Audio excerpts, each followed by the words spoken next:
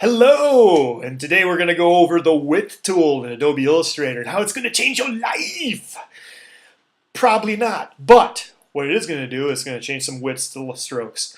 So, what is that, you might be asking? Well, right here I have a drawing of Robobug drawn as a Man-at-Arms character from Age of Empires 2 HD version on Steam. I like playing it a lot, so I've drawn a lot of these little guys lately.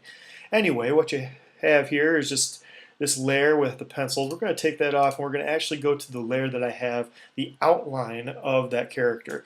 Now this is very boring, it's very drab, nothing really fancy on it, except it's just made of strokes, and we're going to play with those strokes with the width tool. The tutorial, hey! Anyway, so the width tool is located right over here on your tools panel. You can also get to there by hitting Shift and W. So what is it going to do? Let's zoom on this helmet and I'll show you. So the first thing you're going to notice is that when you put it over a stroke, it's going to tell you the stroke's width. It's going to say side 1 is going to be 1 pixel, side 2 is 1 pixel, and oh my goodness, they add up to 2 pixels. That's great. So if you click on that spot, you can now pull that or contract that, expand, contract, expand, contract. And that will change that line. It's still going to keep your endpoints the exact same as they were, but it's going to give you a nice smooth transition throughout that stroke. Great. Now you can add these as much as you want, and you can play around. You can even like grab one and drag it up and down this line, and if so be you want to delete one of those lines, go ahead and just click on it. You hit the delete key. Boom. And then you mess around with your screen there a bit. But you can go ahead and do that. And now I'm going to tell you, that's great and all. It gives you a nice symmetrical growth to that stroke. However, you see this line right here? I don't really want it to grow on the outside of this line. I kind of want that to stay the same so it holds my shape integrity. So, in order to do that, there's two different methods to do this.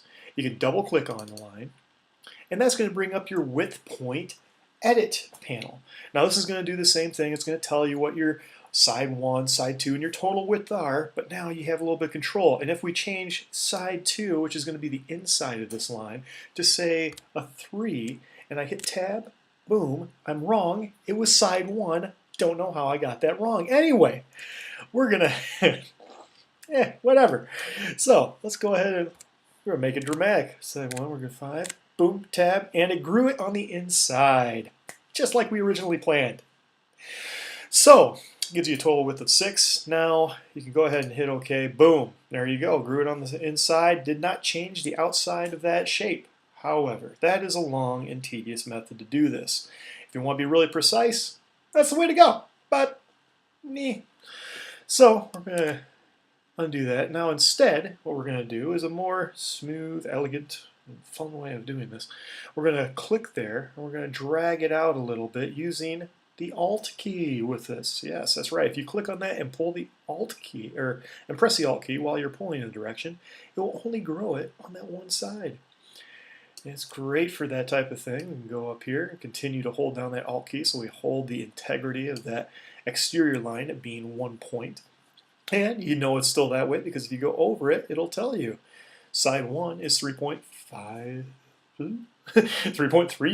pixels, and side 2 is 1 pixel still, giving you a total width of who cares. So, now that you've been able to do that and everything and see the exact use of this tool, it's pretty useful for doing some digital inking rapidly. It used to be something where I had to go and take this line and outline the entire stroke, expand appearance, if you will, in the object layer, right up here, boom, which if you have something selected, you can expand it. So if I were to expand appearance, boom, bam.